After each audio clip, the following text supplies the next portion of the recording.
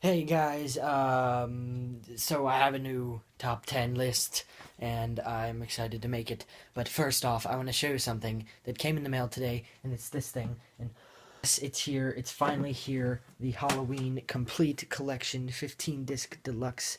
If you're wondering why I don't have number 6, the producer's cut one, there, it's because it's in that pile. But yeah, let's get on. Basically, the list today is going to be top 10 director's cuts, alternative cuts, not just director's cuts, like any cuts that are just a little bit different. A little like there's different alternative cuts, basically. I want to get some honorable mentions out of the way, so why don't we look at those? First up, we have VHS 2. Then we have Dead Girl, the unrated director's cut. Then we have Bad Lieutenant, NC-17 cut version. And then finally, for the last honorable mentions, it's the Hobbit extended editions, both of those. And these are both the Unexpected Journey ones, not the Desolation of Smaug. Okay, at number 10 we have The Strangers. Basically why I like this unrated cut is because just for time, basically, and a little bit more violence is in this cut. And it's just the ominous slow-moving walking shots and just a little bit more stalking. It's about 5 more minutes of it, and it really adds to the movie, and that's why it's number 10. We have Salt, the extended edition, not the director's cut, the extended edition of this one. And I actually like this movie alone as the PG-13 one, but the extended edition of this movie adds just more oomph to it. It just explains more, and the director's cut drags a little because there's like 20 minutes more, and it's just useless of just like her life. But overall, this extended edition really adds on to it. It just adds the action factor. And that's why it's number 9. At number 8, we have the Watchmen director's cut. This is so great, well, because for one, there's this scene in the owl thing, which I haven't seen in a while, but there's a scene in the owl world. It's basically like softcore, and that's not what I'm into. I really like about this is the extended scene at the end where they actually kill off Rosak. Spoilers. And the extended prison escape scene. At number 7, we have Donnie Darko, unrated director's cut. And this one is just so much greater because it explains in more detail, and you don't need the bullshit S. Darko. And that's all I have to say about Donnie Darko director's cut, which is number 7. At number 6, we have Clerks, the first cut. This is basically the same entire movie except for one about a minute sequence at the very end when Randall leaves. There's this guy and he comes in and he shoots our main character.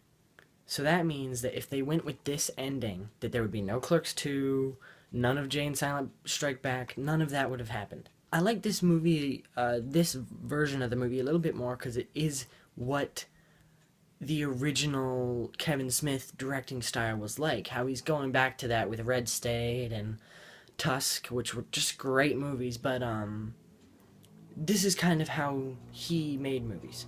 At number 5, we have the Nightbreed director's cut.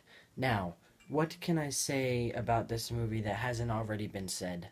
So basically, yeah, it's like 40 minutes of new footage, and it's way better.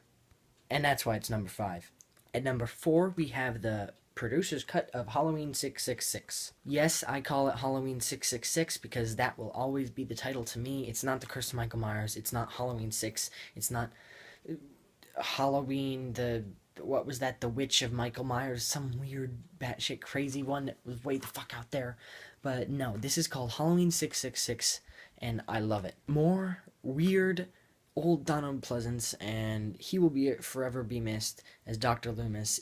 Even though I think Malcolm McDowell does a pretty good job of portraying Dr. Loomis too, Donald Pleasance will always be the one, and that's why I think this is good, just because we get more Donald Pleasance.